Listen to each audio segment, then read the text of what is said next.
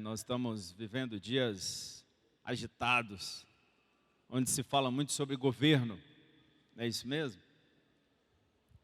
E eu queria começar a nossa conversa, então, indo para Daniel capítulo 2, quando Daniel tem aquele sonho, ou quando Nabucodonosor tem aquele sonho, e que deixa ele perturbado, e ele não consegue mais dormir. E aí ele chama todos os magos, os sábios do reino, e diz: olha, eu quero que vocês me dizem qual foi o sonho que eu tive e qual é a interpretação desse sonho. E caso contrário, eu vou despedaçar todos vocês, vou queimar todos os bens e a casa de vocês. E alguns sábios dizem assim para ele: mas você podia pelo menos nos contar o sonho. E Nabucodonosor, o rei do império assírio naquele tempo, diz assim: não. Então Daniel vai buscar o Senhor. E o Senhor revela a Daniel o sonho. E Daniel vai até o rei Nabucodonosor e vai dar a ele o que foi que ele sonhou e qual é a interpretação desse sonho. Nós podemos, amados, olhar, eu gosto muito desse sonho lá, dessa interpretação, dessa profecia, porque havia Deus, quando Daniel começa a interpretar, ele diz assim ao rei: Deus quis fazer você saber como se dará os acontecimentos que virão na terra. Então, esse sonho resume tudo o que vai acontecer na terra. Daquele momento, a partir daquele momento, até o fim dos tempos. Quando ele começa a dizer, então, para a interpretação, o sonho, então, era aquela grande estátua de um homem. A grande estátua de um homem simbolizava, então, o tempo do homem na terra, o tempo do reinado do homem na terra. Então, começa pela cabeça de ouro, depois tem tórax e braços de prata, depois tem um abdômen de bronze, depois tem pernas de ferro e pés de ferro misturado com barro.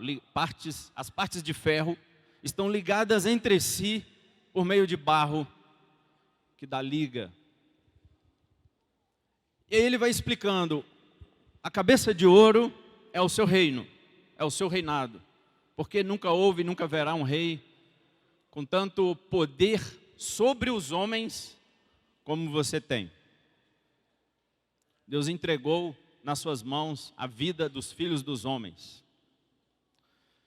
Depois virá um reino, depois de você virá um reino menor, que é os medos e persas. Depois virá um outro, que foram os gregos, ao que tudo indica. Depois foi o Império Romano, as pernas de ferro. E fala que esse ferro, assim como o ferro, ele esmiuçará tudo que estiver diante dele.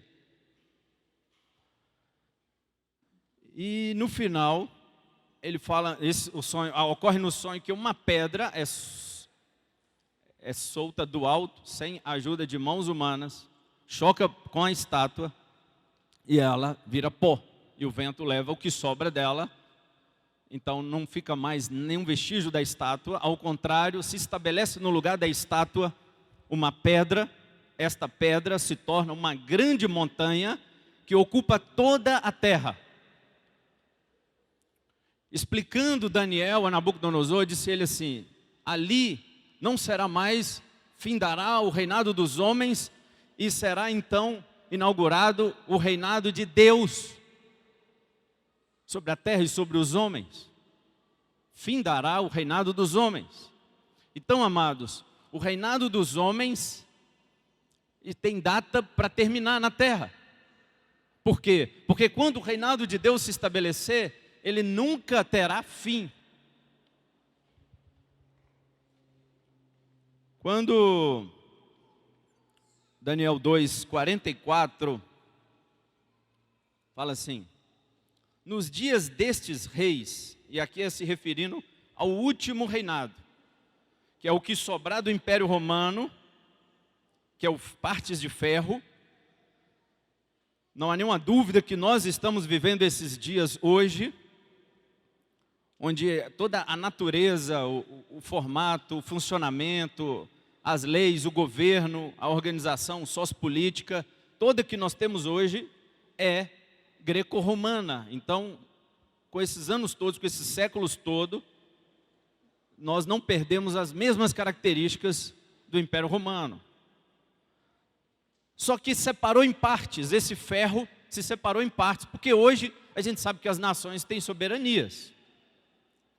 Mas Daniel explica que essas partes de ferro estão ligadas entre si por meio que de casamentos, de alianças, formando então um império, o que é os blocos que se ligam entre si, formando a globalização que nós temos hoje.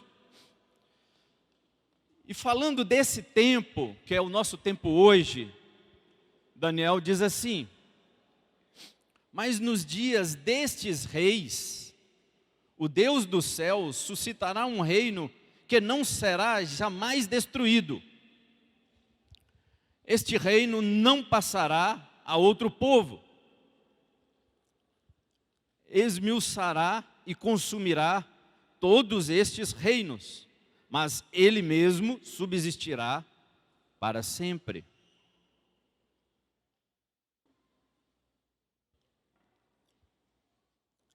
Então virá um reino que subsistirá para sempre. Quando nós olhamos para Isaías capítulo 9, verso 6, a profecia acerca desse rei que nasceria, e diz assim: porque um menino nos nasceu, um filho se nos deu, o governo está sobre os seus ombros, e o seu nome será Maravilhoso Conselheiro, Deus Forte, Pai da Eternidade, Príncipe da Paz, para que aumente o seu governo e venha paz sem fim sobre o trono de Davi e sobre o seu reino, para os estabelecer e os firmar mediante juízo e justiça, desde agora e para todo o sempre. O zelo do Senhor dos Exércitos é que fará isso. Amém? Aleluia. Eu quero voltar no verso 4. No verso 4, antes de falar que nascerá um filho, diz assim: porque tu quebraste o jugo que pesava sobre eles, a vara que lhes feria os ombros e o cetro do seu opressor, como no dia dos midianitas.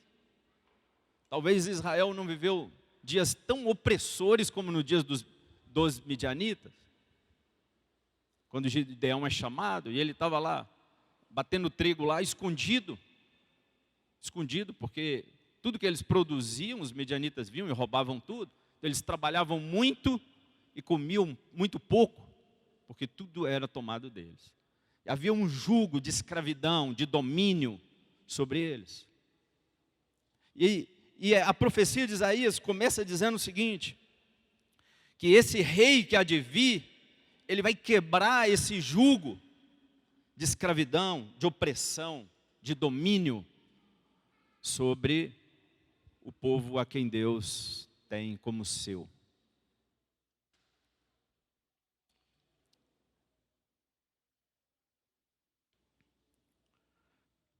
Quando nós vamos em Mateus, capítulo 2,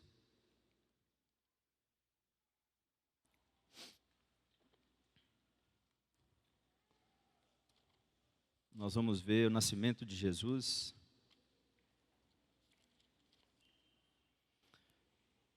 No verso 2, os reis do Oriente, chegam a Herodes e perguntam para ele assim: onde está o recém-nascido, o rei dos judeus? Porque vimos a sua estrela no Oriente e viemos para adorá-lo. E Herodes ficou preocupado com aquela história. Há um rei nascendo aqui, no meu território, onde eu mando, na minha circunscrição aqui, onde eu sou governador, há um outro rei nascendo aqui, o rei aqui sou eu. E aí ele manda matar todas as crianças, porque ele pede os reis para voltar e avisar ele onde estava, só que eles não voltam, então ele fica irado e manda matar todas as crianças. E por quê? Porque nascia um rei. Nascia um rei. Mas que rei é esse que não tem um exército, um castelo, não tem uma festa, não tem outros reis sendo convidados para essa festa do nascimento desse rei? E ele fica no anonimato. E vamos para João, capítulo 12.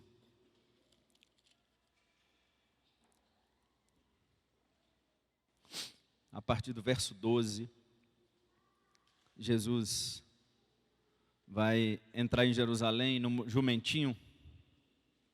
Diz assim: no dia seguinte, a numerosa multidão que viera à festa, tendo ouvido que Jesus estava a caminho para Jerusalém, tomou ramos de palmeiras e saiu ao seu encontro, clamando: Hosana, bendito é o que vem em nome do Senhor e que é rei de Israel.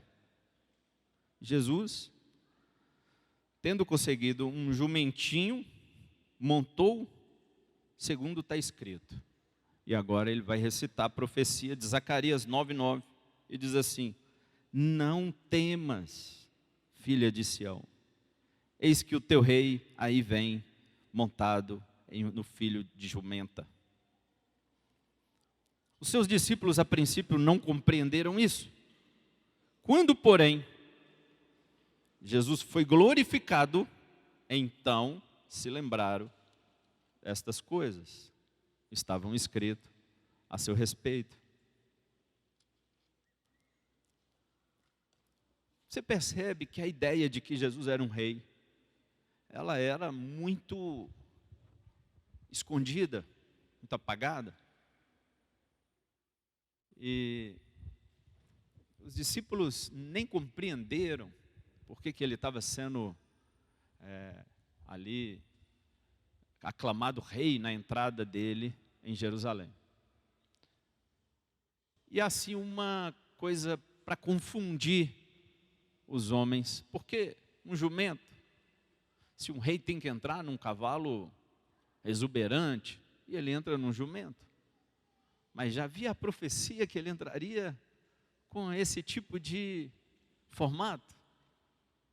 Um desenho que comunica humildade, esvaziamento, e não exaltação e glória, como é típico de um rei.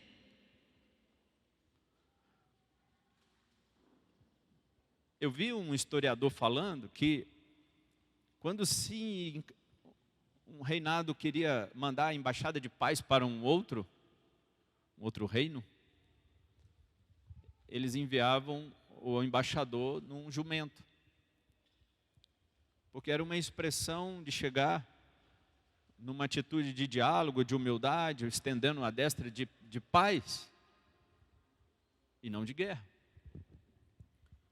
Acontece que a forma como Jesus entra em Jerusalém não é para guerrear, tomar o governo de Israel, que estava na mão dos romanos, e dar para o seu povo, como um rei costuma fazer, como Davi fez muitas vezes, defendendo o seu povo, guerreou valentemente, heroicamente, e conquistava mais reinos, mais territórios, e protegia o seu povo da fome, da guerra, porque é por isso que se clama tanto por um rei, porque o rei tem isso para dar para um povo. Por isso o povo quer tanto um rei, Por isso o povo quer tanto um governante. E a profecia de Zacarias, eu quero voltar, que ele cita aqui em João, ele diz assim: não temas, ó filha de Sião. E essa expressão, ó filha de Sião, o que ela nos comunica? Porque a nação de Israel sempre foi pequena. Até hoje, é uma nação pequena, um território pequeno, um povo pequeno, um povo frágil, que passou na mão de todos os impérios. Olha que interessante, quando Daniel vai dar a interpretação do sonho para Nabucodonosor, o imperador mais poderoso que já existiu nessa terra, ele está lá como escravo de Nabucodonosor. Ele está ali como escravo, ele está subjugado. O povo de Israel está subjugado àquele império. Mas aquele sonho era para quê? Era para Daniel. E para o povo de Israel, que estava ali cativo. E Deus estava ali comunicando através de Nabucodonosor. Estava dando uma profecia para ele e para o povo de Deus, dizendo assim: olha, mantenha os olhos de vocês fixos, fiquem firmes, não importa quantos impérios ainda terá de passar nessa terra, todos passarão. Todos passarão, até que virá essa pedra, virá esse rei, escolhido por Deus, e este rei, sim, assentará no trono e governará para todo o sempre. Por isso, ao Jesus entrar no jumentinho, a profecia diz: não temas, ó filha de Sião, porque você se aflige? Porque você se perturba, ó pequena filha de Sião? Não se perturbe. Nosso rei virá.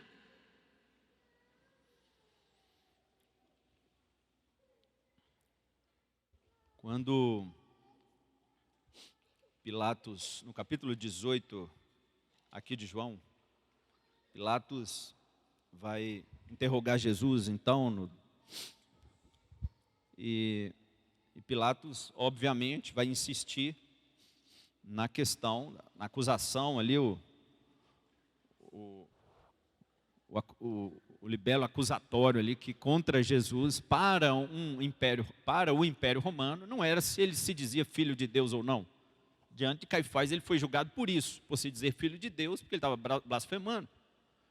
Ele estava contrariando a lei dos judeus, a lei de Deus, digamos assim. Mas diante do império romano, ele só poderia ser condenado se ele tivesse contrariando as leis romanas. Então, Pilatos procurava acusá-lo de rebelião, de estar se levantando como rei. Então, Pilatos vai insistir muitas vezes sobre esse assunto. É isso que nós vamos ver agora aqui. No verso 33, ele diz assim: tornou Pilatos a entrar no pretório, chamou Jesus e perguntou-lhe: és tu rei dos judeus? E Jesus dá uma outra resposta. Então, no verso 36, Jesus diz assim: o meu reino não é deste mundo. Se o meu reino fosse desse mundo, os meus ministros se empenhariam por mim, para que não fosse eu entregue aos judeus, mas agora o meu reino não é daqui. Aí Pilatos fala assim: logo, você é rei. Então, Pilatos está tentando o quê? Pilatos está tentando tirar da boca de Jesus uma confissão. Porque aí ficava fácil para ele, resolvia aquela agonia. Ele estava indo e voltando várias vezes lá no pretório, lavava a mão, voltava, escutava a mulher, ficava angustiado e tentava libertar Jesus. Os fariseus gritavam: se você solta esse, você não é amigo de César. Mas Jesus, ele já está dizendo que ele é rei. Só que talvez ele não está dando a resposta exata que Pilatos precisa, porque ele está dizendo assim, eu sou rei, mas não aqui e agora. E aí fica confuso, fica difícil de definir então a acusação, fica subjetivo isso. Mas ele confessa que ele é o rei, que Jesus confessa que ele é rei.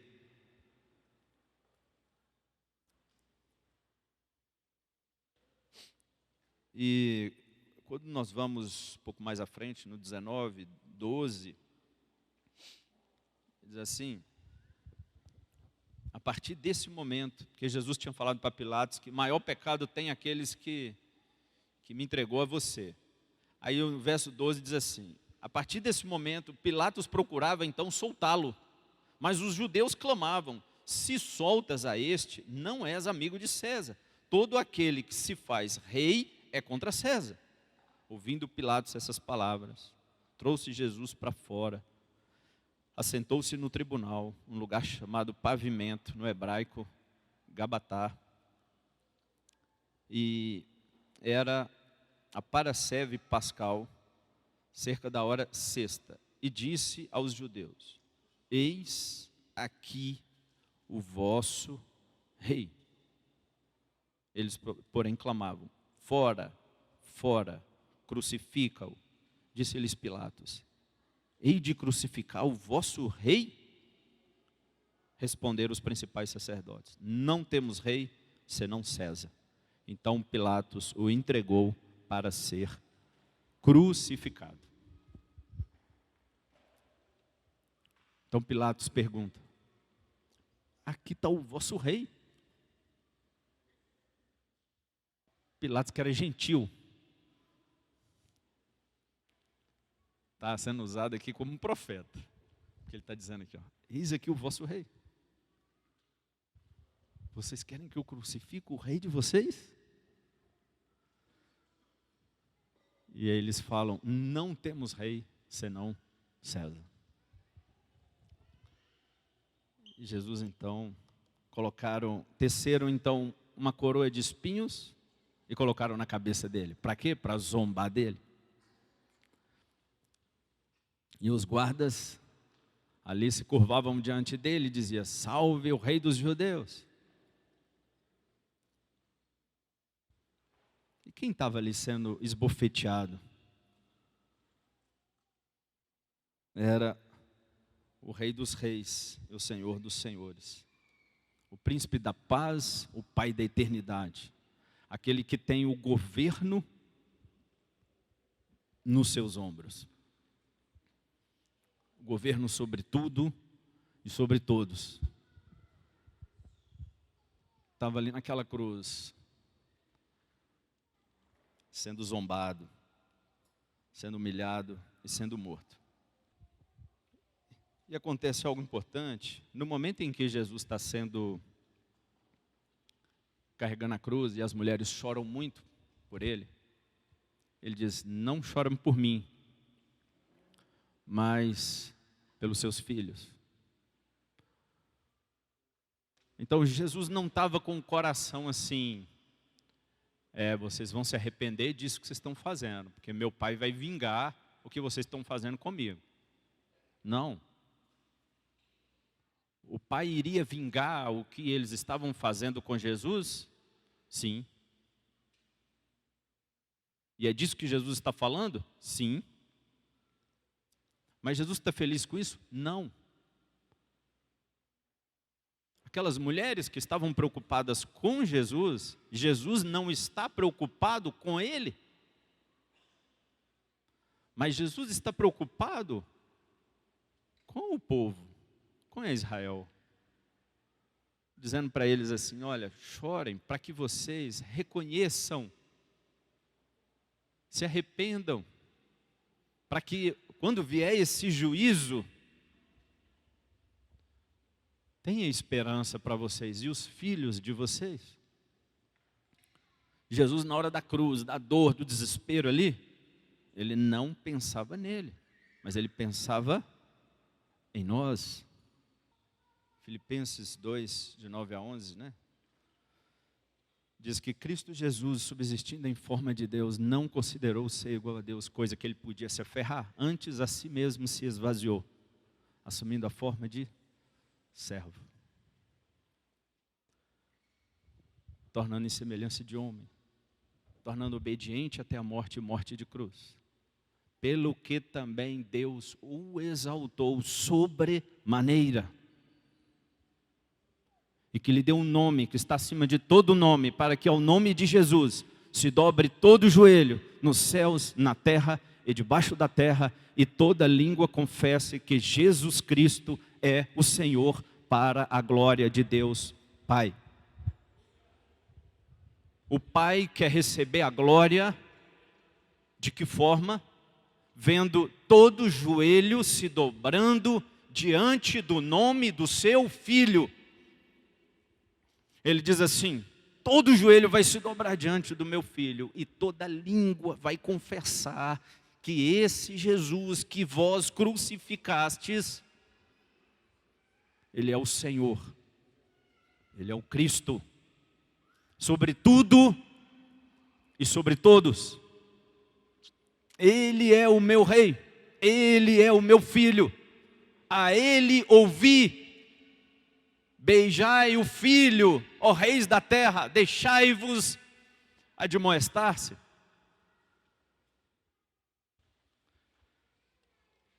E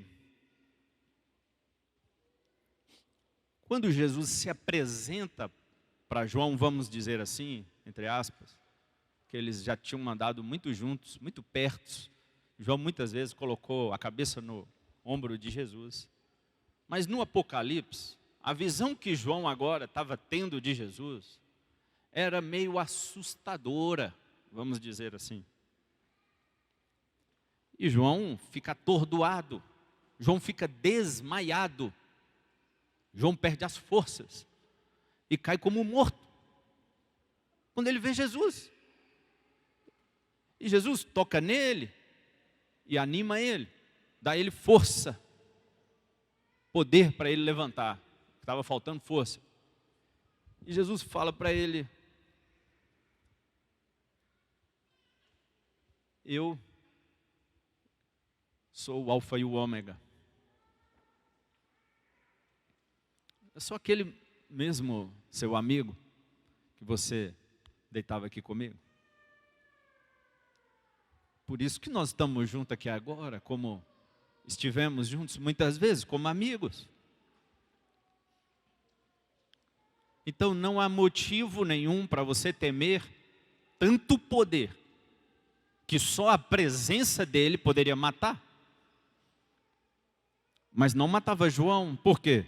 Porque João era amigo dele. João já tinha feito as pazes com ele.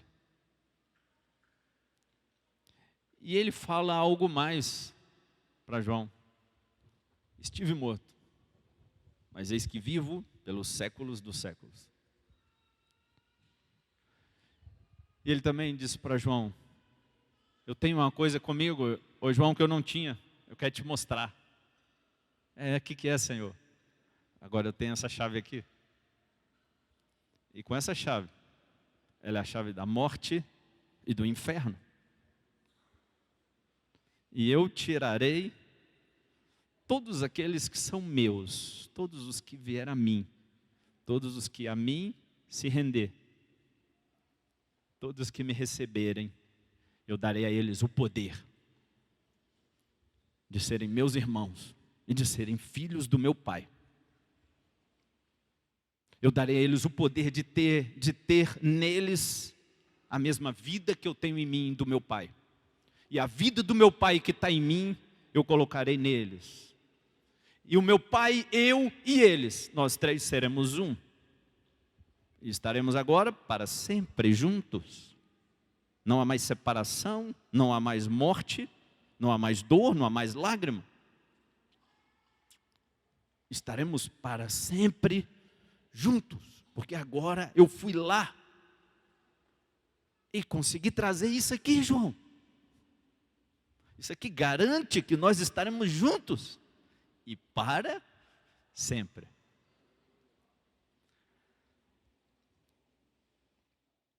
Quando nós olhamos para Salmo 24, os irmãos conhecem bem esse salmo, né? Eu quero ler uma parte dele, a partir aqui do verso 7. No verso 1 ele diz assim: ao Senhor pertence a terra e tudo que nela existe, o mundo e os que nele habitam. E depois no verso 7 ele diz: levantai, ó portas, as vossas cabeças, levantai-vos, ó portais eternos, para que entre o Rei da Glória. E quem é o Rei da Glória? O Senhor forte e poderoso, o Senhor poderoso nas batalhas. Levantai, ó portas, as vossas cabeças, levantai-vos, ó portais eternos, para que entre o Rei da Glória. Mas quem é o Rei da Glória? O Senhor dos Exércitos. Ele é o Rei da Glória.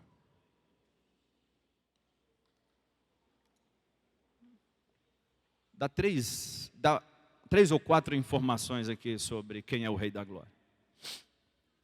Fala que ele é forte, poderoso nas batalhas, e que ele é o Senhor dos Exércitos. Interessante como a Bíblia fala tanto sobre Deus como Senhor dos Exércitos. E a gente hoje meio que não consegue, às vezes, nem fazer muita aplicação disso. Mas Jesus, muito mais do que Davi, foi o mais poderoso nas batalhas. O mais valente e mais guerreiro que já existiu. Chama-se Jesus. Ninguém foi tão corajoso, nem Davi quando encarou Golias, foi tão ousado, foi tão corajoso, como Jesus, quando ele teve que encarar a cruz. E quando Jesus dá antes do último suspiro na cruz, ele fala: está consumado. Ele está dizendo assim: Pai, consegui fazer o que você me mandou fazer? Ele diz assim: Pai, missão cumprida. No meio militar tem algo que é muito forte na doutrina. Todas as vezes que você cumpre a ordem do seu superior, você deve dar a ele o retorno que você já fez aquilo que ele mandou. Você tem que ou ligar para ele, ou mandar uma mensagem, ou ir atrás dele, ir lá na sala dele, apresentar para ele: aquele negócio está assim, assim, assim, está feito, está parcialmente feito, ou não está feito, por que não está feito? E Jesus está se apresentando ali ao Pai, dizendo: olha, cumpri a missão que o Senhor me deu para fazer. Cumpri a obra que o Senhor me deu para fazer, ó Pai. Agora me glorifica com a glória que eu tinha antes contigo, desde a eternidade. E o que o Pai faz? Não, vou te dar muito mais glória.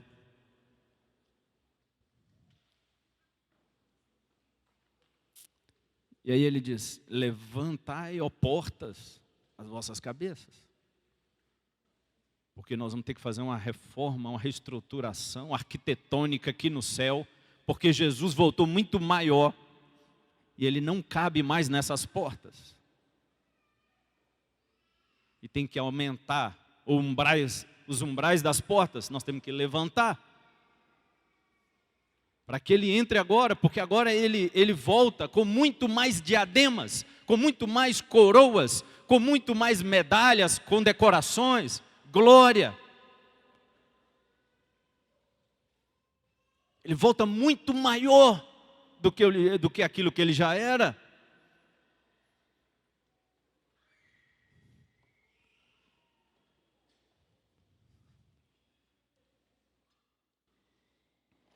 E Jesus é sim o Senhor dos exércitos, poderoso nas batalhas. Ele vem vencendo e para vencer.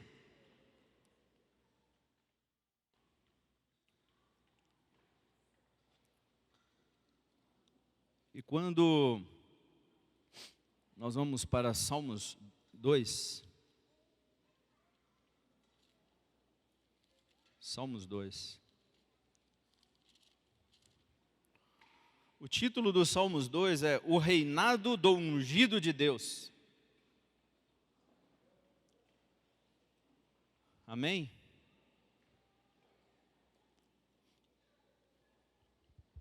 E ele diz assim, e aqui nós podemos aplicar, fazer uma leitura de ambiente e perceber que esses dias tão terríveis e tão profetizados nas Escrituras chegaram. E nós somos a geração que estamos vendo maior rebelião da terra contra Deus. Nós estamos assistindo, nos dias de hoje, o cumprimento do Apocalipse. Talvez não houve na terra nenhuma outra geração que tenha visto tão de perto o cumprimento do Apocalipse como nós estamos vendo hoje. E ele diz assim, por que enfurecem os gentios e os povos imaginam coisas vãs? Os reis da terra se levantam e os príncipes conspiram contra o Senhor e contra o seu ungido, dizendo, rompamos os seus laços e sacudamos de nós as suas algemas. O que os príncipes desse mundo, os reis da terra estão fazendo? Eles estão fazendo leis,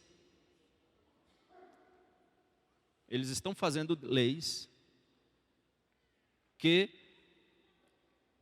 tira dos homens as algemas e as amarras de Deus. O que é isso? É porque a algema e a amarra aqui, nós temos que saber fazer a interpretação. É uma forma que você tinha de mandar alguém fazer alguma coisa. Então, Deus tem para os homens os seus mandamentos. Deus tem para os homens aquilo que Ele quer dos homens, a forma como os homens devem viver, a forma como eles devem se comportar. Deus diz como tem que ser. Sempre foi assim. E as leis sempre acompanharam isso em alguma medida. Por exemplo, definindo o casamento, os filhos, que os pais são responsáveis pelos filhos. Está na lei dos homens. Os pais são responsáveis pelos filhos.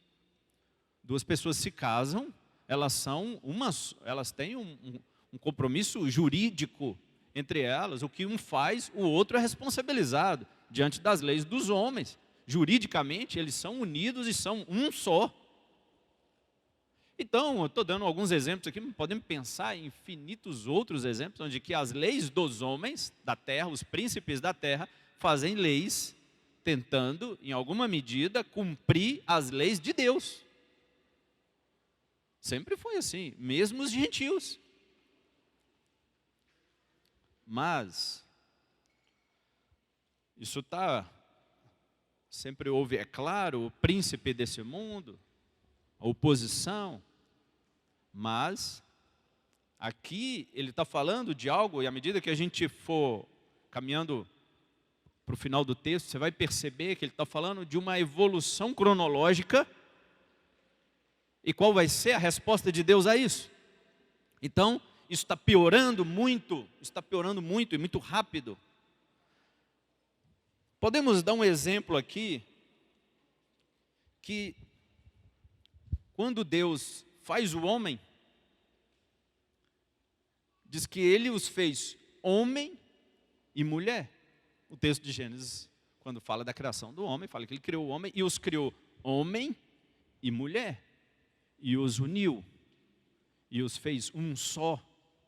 E depois disse a eles, crescer e multiplicar e encher a terra. Então veja que coisa interessante, que talvez você nunca parou para pensar. A criação do homem, ela é um ato contínuo de Deus, criando a família. Então não está separado na Bíblia assim, a criação do homem e a criação da família, não. Está tudo junto, como uma coisa só. Você vai lá depois e confere, você vai ver, homem e mulher os fez, e depois os uniu, e os fez um, e diz para ele crescer e multiplicar. Então, o homem e a mulher se unindo em matrimônio para formarem uma unidade familiar e ter filhos, isso tudo para Deus. Por quê? Porque todas as coisas, vêm dele, vêm de Deus. E todas essas coisas que vêm de Deus, elas existem para Deus. Então elas voltam para Deus. Elas vêm de Deus e voltam para Deus. Então eu vim de Deus e vou voltar para Deus. E a minha vida deve refletir a vontade de Deus. Eu devo viver para fazer a vontade dele. Por quê? Porque tudo que existe, existe para Ele.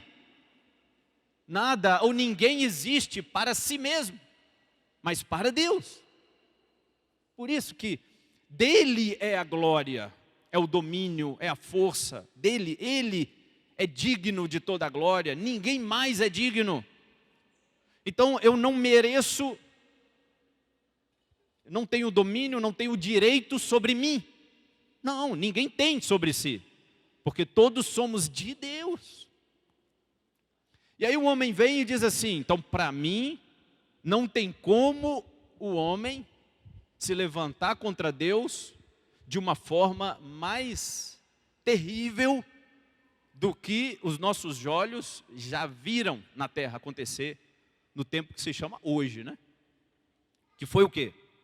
Foi dizer que não tem mais a família e que não tem mais homem e mulher da forma como Deus definiu, e que o crescer e multiplicar, ou seja, o ter filhos, não é mais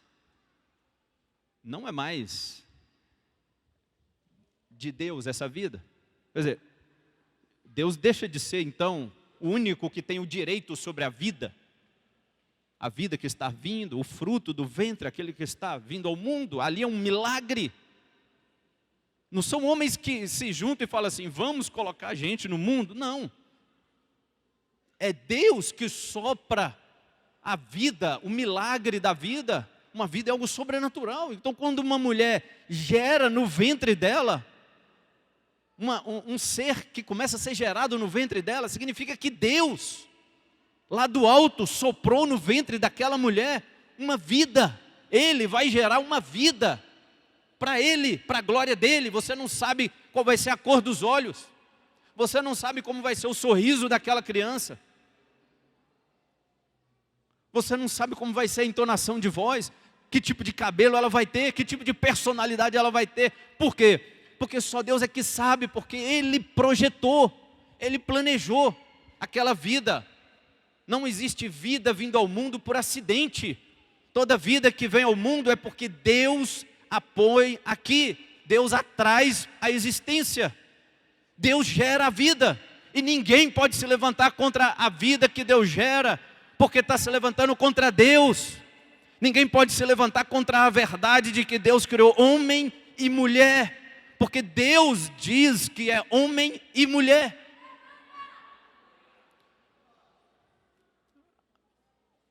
Amados,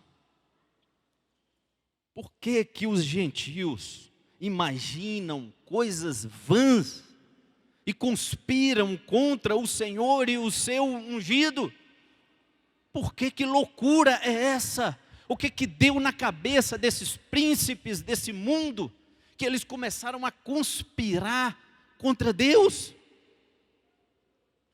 Eles começaram a se levantar contra Deus.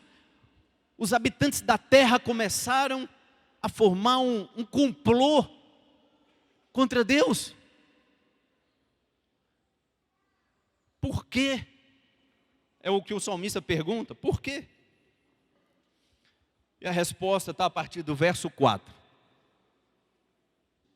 Ri-se aquele que habita nos céus. O Senhor zomba deles. E na sua ira, a seu tempo, lhes há de falar. E no seu furor, os confundirá. E o verso 6 ele diz: eu porém, e aqui é Deus, eu porém constituí o meu rei sobre o meu santo monte Sião, proclamarei o decreto do Senhor. E ele me disse: tu és o meu filho e eu hoje te gerei. Pede-me e eu te darei as nações por herança, e as extremidades da terra para a sua possessão. E com vara de ferro as regerás, e as despedaçarás, como um vaso de oleiro. Agora, pois, ó reis da terra, sede prudentes. Amados, vamos parar aqui e pensar o que ele disse. Quando diz assim, ri-se deles o Senhor, não é que o Senhor está rindo do sofrimento que há de vir sobre o mundo. O Senhor não está rindo disso, porque a palavra diz que o Senhor não tem prazer na morte do ímpio. Então não é nesse sentido. É no sentido de como você responde a um duelo, a uma ameaça, a uma afronta. É no sentido de como Davi respondeu ao insulto de Golias. Golias o insultava, todo Israel. E como Davi respondeu? Davi respondeu assim: quem é esse incircunciso para se levantar contra o meu Senhor? Então, o ri-se o Senhor aqui é assim: quem quer que seja, para se levantar contra o meu ungido?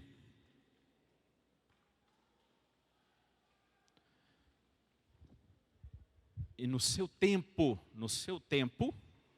ele os visitará. Visitará quem? Os habitantes dessa terra. Então aqui, ó, escuta, ó habitantes dessa terra. O Senhor tem um dia e uma hora marcados no relógio dele. Ele virá aqui visitar os habitantes dessa terra. Mas agora ele virá na sua ira. Então, amados, nós que somos embaixadores da paz, temos que apregoar o ministério da reconciliação. Nós temos que dar pressa no nosso papel de reconciliador, de chamar os homens para que se reconciliem com Deus. Por quê? Porque esse dia e essa hora está marcado. E quando vier, não vai ter mais oportunidade. A oportunidade é agora, é o tempo que se chama hoje. Então eu, você como sacerdotes, vamos alertar aqueles que tiver o nosso alcance, para que eles se curvem diante desse rei e o reconheça agora, enquanto ele está dando essa oportunidade, e reconheça ele, somente ele como Senhor, e se curve a ele e se rendam a ele, porque ele é o Senhor. Porque senão ele virá, mas ele virá para fazer guerra. Um rei mandava condições de paz para um outro rei e dava um tempo para ele: ó, você tem aí uma semana para decidir se você vai aceitar minhas condições de paz. Dava uma semana, se o rei de lá não mandasse embaixador falar que aceitava nem nada, acabou. Ele não dava mais recado. Dava aquele dia e aquela hora que ele falou, o exército já vinha invadindo. Então esse é o momento que nós estamos vivendo. Nós estamos vivendo um pequeno intervalo de tempo em que o Senhor deu tempo para que se arrependa. Deu tempo aos homens para que eles aceitem as condições de paz e se rendam ao senhorio de Cristo enquanto há tempo. Bom, pronto, o Senhor disse o seguinte, o Senhor disse assim, eu estabelecerei o meu rei. Nós temos sede de um rei justo, um rei firme, verdadeiro. Quem tem sede de um rei assim? Muitas vezes a nossa esperança fica aqui na terra tentando encontrar esse rei. Mas amados, o Senhor disse assim, eu elegi o meu rei. O Senhor disse, eu constituí o meu rei. E ele disse assim, vai ser quem? O meu filho, a quem eu gerei. Aquele que é carne e sangue comigo, aquele que é parte de mim. E ele diz assim para o filho dele. E eu falei para o meu filho o seguinte, filho, peça e eu te darei a possessão sobre toda a terra. E com vara de ferro as regerás e as despedaçarás, como um vaso ao oleiro. Agora, pois, ó reis da terra, sede prudentes, deixai-vos advertir-se, juízes da terra, servi ao Senhor com temor, alegrai-vos nele com tremor, beijai o filho, para que não se irrite e não pereçais no caminho, porque dentro em pouco se lhe inflamará a ira. Ele está dizendo assim, enquanto o caminho te permite, enquanto você não encontrou com ele de frente, ele vindo com o exército dele, para trazer juízo e destruição à terra e aos habitantes da terra. Ainda dá tempo. Deixai-vos advertir-se, ó reis da terra, beijai o filho, se curvam diante dele. Hoje, então o Senhor sempre chamando aqui, a reconciliação. O coração do Senhor é esse, amados. Amado, o Senhor entrou em Jerusalém num jumento. O Senhor saiu da sua glória. O Senhor saiu do trono e entrou em Jerusalém num jumento. Entrou no jumentinho.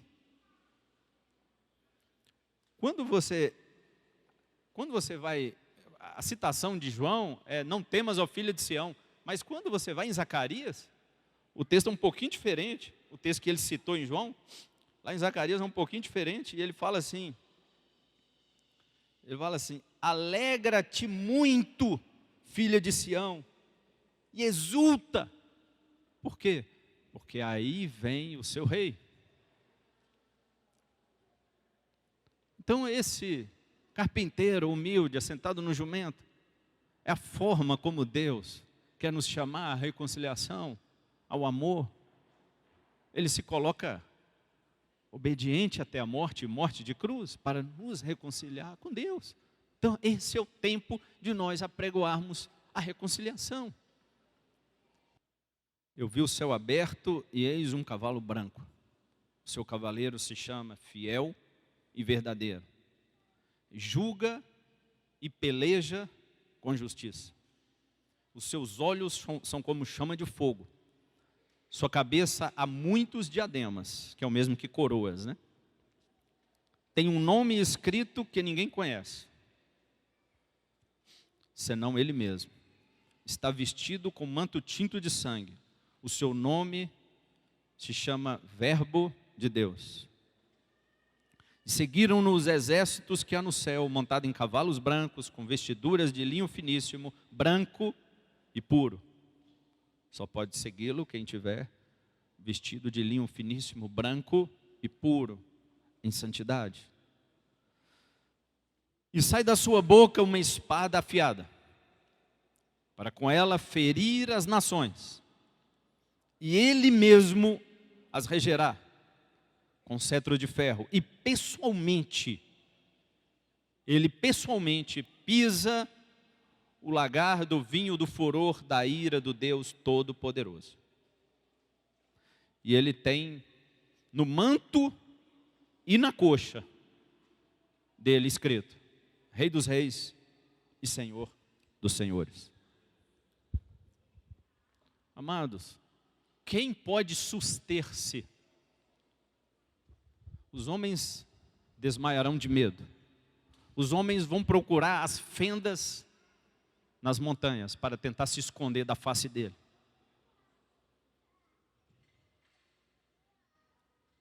A terra vai cambalear como bêbada. Os elementos do céu se desfarão. O céu se abrasará. Quem pode ficar de pé diante dele?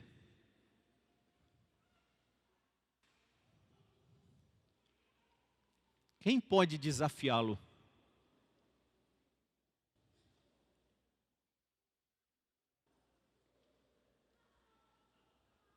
Os homens dessa terra estão desafiando ele.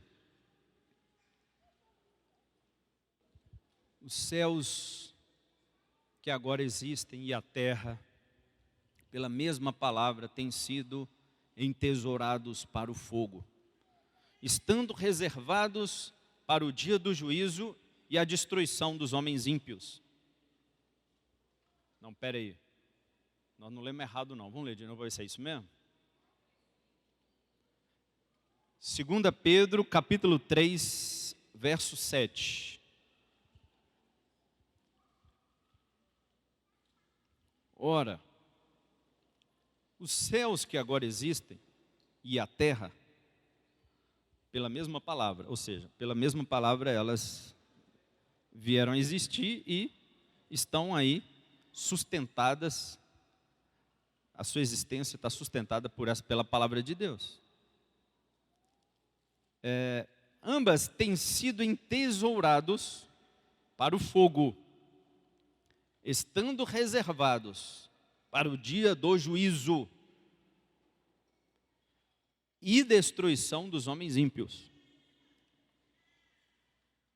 O dia do juízo será para destruir esse céu e essa terra que aí estão e para destruir os homens ímpios.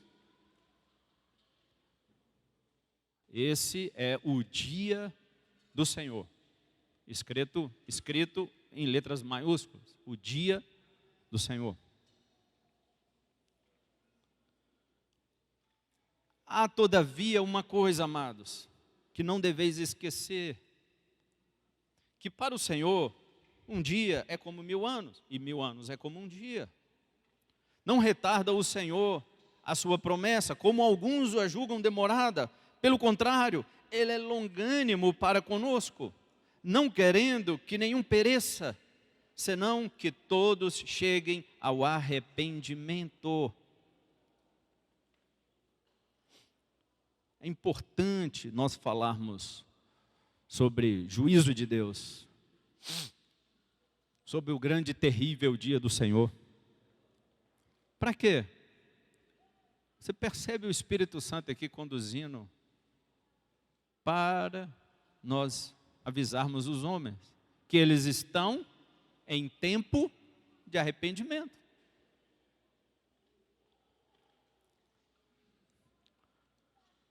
O tempo é de arrependimento. Então, não é que a volta do Senhor demora, como alguns acham que está demorando. É que para Deus, contar tempo é uma coisa muito diferente para nós. Para quem é eterno, 2000 anos e 5000 anos, é como você contar um grão de areia ou 2 grãos de areia. Isso pesa mais ou menos para você? se tiver no seu ombro 1 grão de areia ou 2 grãos de areia, vai fazer muita diferença para você, 1 ou 2? Então 2.000 anos ou 4.000 anos para Deus é 1 grão de areia ou 2 grãos de areia. Então assim, mas por que parece demorada? Por causa da misericórdia, por causa da longanimidade, por causa da bondade, porque Deus quer que todos venham se arrepender, amados. Jesus chorou ao olhar para Jerusalém. Jesus chorou e falou assim: quantas vezes, ó Jerusalém, eu os quis ajuntar, como uma galinha faz com seus filhotes. Eu os quis trazer para mim, eu os quis proteger, eu os quis esquentar o frio de vocês, o vazio, a solidão, a ansiedade,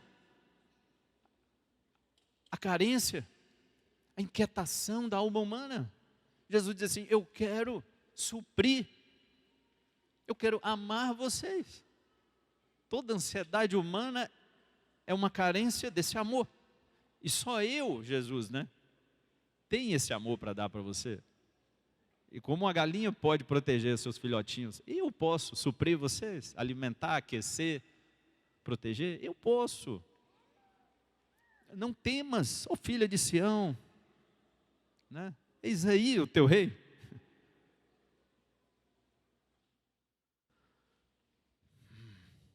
Mas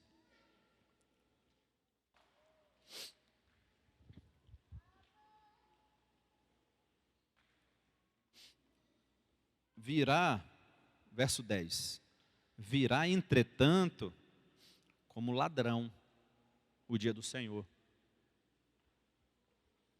Não vai ter um aviso. Então por isso que tem que ter urgência, tem que ser para ontem que nós temos que trazer os homens a esse arrependimento, porque virá como ladrão a volta do Senhor.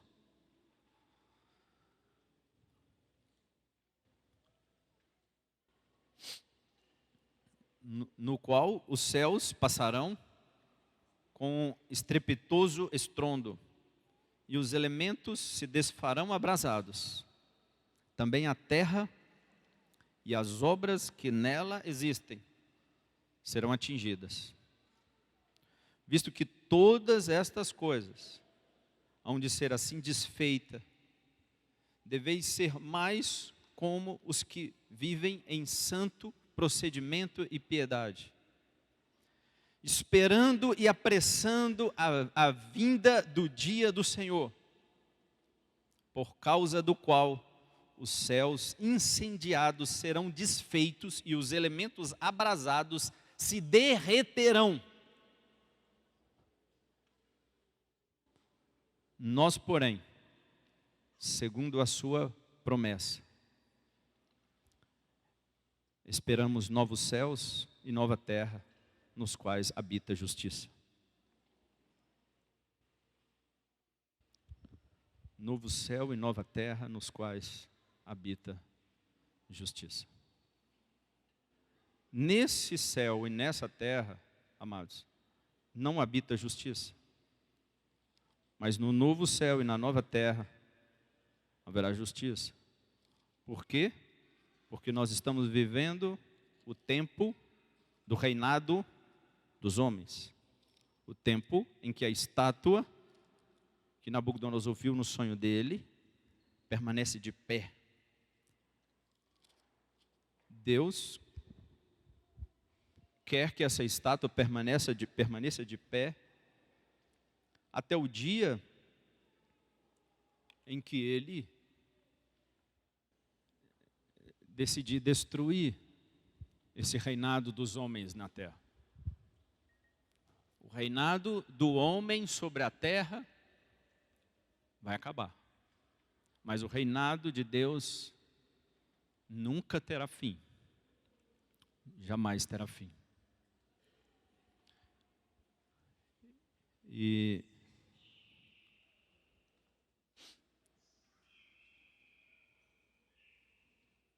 no verso, em Lucas 21, 25, 26, diz assim: haverá homens que desmaiarão de terror, pela expectativa das coisas que sobrevirão ao mundo. pois os poderes do céu serão abalados. Então se verá o Filho do Homem vindo sobre as nuvens do céu, com poder e grande glória. Entre as nações, aqui no 25 ele diz assim, haverá sinais no sol, na lua, nas estrelas, sobre a terra, angústia entre as nações, em perplexidade por causa do bramido do mar e das ondas. Então haverá homens que desmaiarão de terror pela expectativa das coisas que sobrevirão ao mundo, pois os poderes do céu serão abalados. Então virá o Filho do Homem.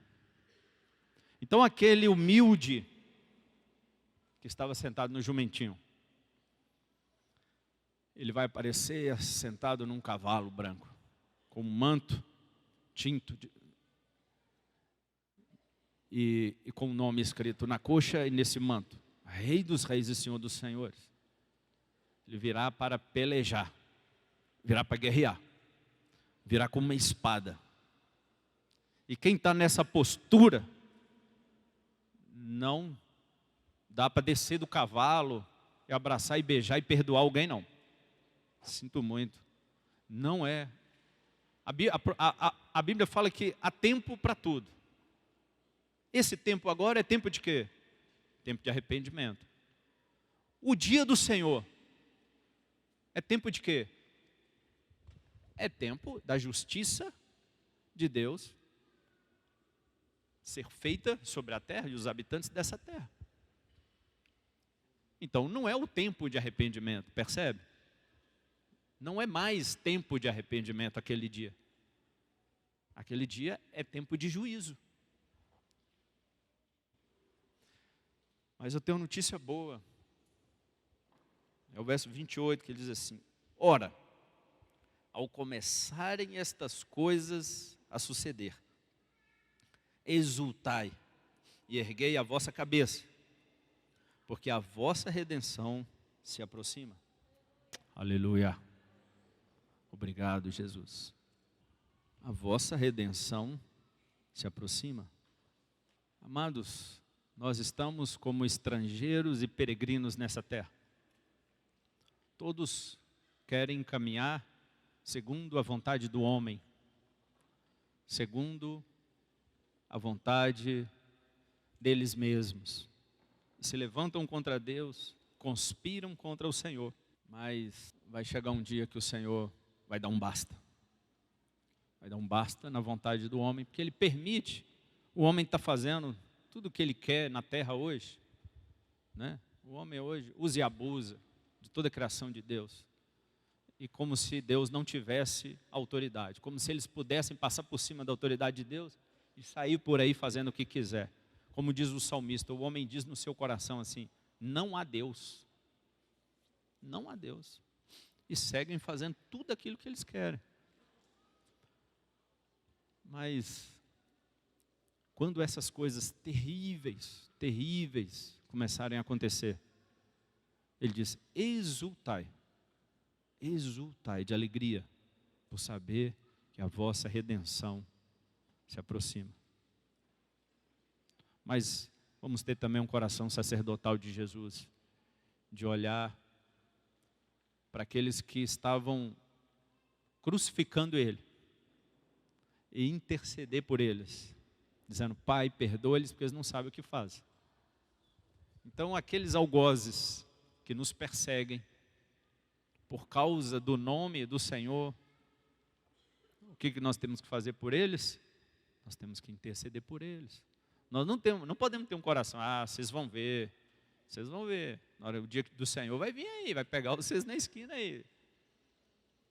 Não, tenho que chamá-los ao arrependimento, amados. Tenho que ter um coração de chorar por eles. E basicamente, tudo que conversamos aqui é para lembrar que a nossa esperança não está nessa vida, não está nesse mundo. Se tivesse aqui, nós seríamos os mais infelizes dos homens, Paulo diz.